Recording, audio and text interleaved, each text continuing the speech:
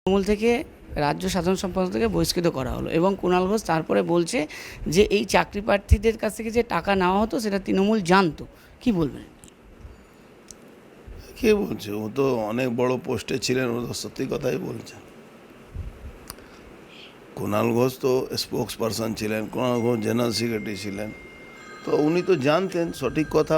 আজকে হয়তো উনি বলেছেন, আগে বাইন্ডিং ছিল কিন্তু এখন তো ওনার বাইন্ডিং নেই, উনি সঠিক কথা মানুষের কাছে তুলে ধরেছেন। তার জন্য ওনাকে আমি সাধুবাদ জানাবো, ধন্যবাদ জানাবো। তাপস রায়ের সাথে এক মঞ্চে থাকার পরে তৃণমূল তাকে সেখান থেকে দল থেকে একটা পদ থেকে বহিষ্কৃত করে দিল, কিন্তু তিনি তো সত্যি কথাই বলছিলেন যে আমরা স্বচ্ছ ভোট চাই, আমরা স্বচ্ছ ভোট করাতে চাই। এটা কীভাবে দেখেন? আমার মনে হয়েছে কুণাল ঘোষের থেকে যা নেওয়ার নিয়ে নেওয়া হয়েছে, এবার ওকে ছুঁড়ে ফেলা হবে। কুণাল ঘোষের পথ খুঁজে নিতে হবে। কালকে অধীর রঞ্জন চৌধুরী বললেন যে তৃণমূলকে ভোট দেওয়ার চেয়ে ভালো বিজেপিকে ভোট দেওয়া। কীভাবে? সঠিক মূল্যায়ন করেছেন, ওনার যে মূল্যায়ন আছে ও ঠিকই বলেছেন যে তৃণমূলকে আগে সরাতে হবে বাংলা থেকে। তার জন্যে পঞ্চায়েত ভোটে নিচে লেভেলে অ্যাডজাস্টমেন্ট হয়েছে, আপনি দেখবেন নিশ্চয়ই। বহু জায়গা বিজেপি, কংগ্রেস, সিপিএম মিলে তৃণমূলের এগেন্সে ভোট করেছে। তার মানে উনি মানুষের সেন্ট বুঝেই, মানুষ কি চাইছে সেটা বুঝেই উনি বক্তব্য রেখেছেন কি তৃণমূলকে ভোট দেওয়ার থেকে ভালো বিজেপিকে ভোট দেওয়া উচিত। এটা কংগ্রেসি নেতা, দীর্ঘকালীন কংগ্রেসি নেতা, উনি বাংলার সঠিক কথা জেনেই এই কথাটা বলেছেন। তার জন্যে অ্যাজ এ ভারতীয় জনতা পার্টি একজন কর্মী হিসাবে আমি ওনাকে ধন্যবাদ জানাবো। উনি বাংলার পরিস্থিতিকে, বাংলার ধরাতলে যা সমস্যা আছে তাকে বেশ করে উনি নিজের বক্তব্য রেখেছেন। এই মতামতে অভিষেক ব্যানার্জি বলেছেন যে বিজেপি এবং কংগ্রেসের একটা আঁতাত রয়েছে। দেখুন, ওনাদের কথা, পিসি ভাইপোর কথা বলে কোনো লাভ নেই। উনি কখনো এখানে বলেন আতাত আছে, আবার দিল্লিতে যাতায়াত করেন উনি, এদিকে বলেন আতাত আছে, ওদিকে যাতায়াত করেন। তো ওনার কথার কি উত্তর দেবো? কবে কি বলেন? কখনো যাতায়াত আছে, কখন আতাত আছে, আর তারপরে ভোরবেলা রাহুল গান্ধী বাড়িতেও চলে যান। তো ওনারা যা করবেন সবই ঠিক। আর ওনার যদি পার্টির লোক কোনো কথা বলবে তো সেটা বেঠিক, এটা তো হয় না।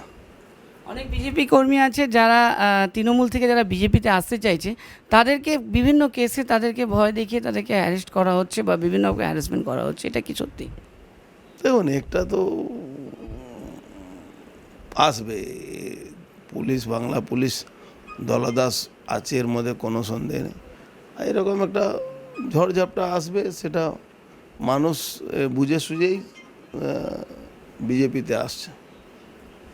রিসেন্টলি তোমার ফ্ল্যাগও ছিঁড়ে দেওয়া হয়েছে, আমরা খবরও করেছিলাম। তো এটা কেন? এটা কিভাবে দেখছো?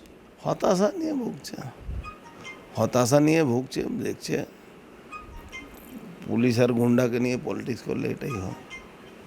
কিন্তু সিপিএম শেষ টাইম যখন যাওয়ার সময় ছিল এই ঘটনাগুলোই করতো, চলে গেছে, এরাও যাবে। রিসেন্টলি একজন বিজেপি কর্মী আহত হয়েছে, তুমি তার বাড়িতে গেছিলে। পার্থভৌমিক সেটা নিয়ে কিন্তু টিপ্পণী করেছে। কি বলবে? পার্থভৌমিক টিপ্পণী করতেই পারে, তাতে আমার কি আছে? ওর টিপ্পণী কথা বা ওর কথা কোনো মানুষ শুনে না। ওকে সবাই কাঁটিবাজ হিসাবে পরিচিত আছে, ও মানুষ হিসাবে কেউ চিনে না। শিল্প নিয়ে কী ভাবছো যদি তুমি ক্ষমতায় আবার আসো? কারো ব্যারাকপুরের মানুষ যদি তোমাকে আবার ভালোবেসে ক্ষমতায় নিয়ে আসো, তো কী ভাবছো? শুধু আমাকে ভালোবাসলে ক্ষমতা আসলে তো শিল্প এখানে আসবে না। শিল্প আসার জন্য 24 to 26 এই ডাবল ইঞ্জিনের সরকার আনতে হবে, আর তৃণমূলকে ধুয়ে মুছে সাফ করে দিতে হবে।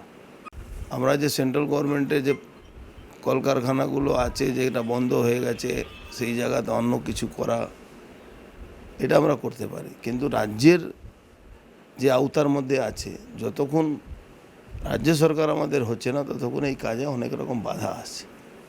যেরকম ধরো বহু কারখানা আছে যেখানে আমরা অনেক কিছু করতে পারি, কেন রাজ্য সরকার করতে দিচ্ছে না। বহু প্রজেক্ট আছে, আজকে মেট্রো রেল ব্যারাকপুরতে অবধি কখনই চলে আসতো, 2300 কোটি টাকা পড়ে আছে শুধু পাইপলাইন সরাবার জন্য, কিন্তু এরা সরায় না।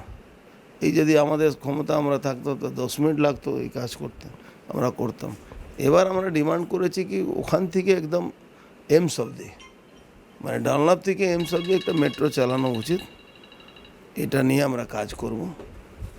আর আমার আশা আছে 30-35টা সিট হয়ে যাওয়ার পরে এই সরকার আর থাকবে না।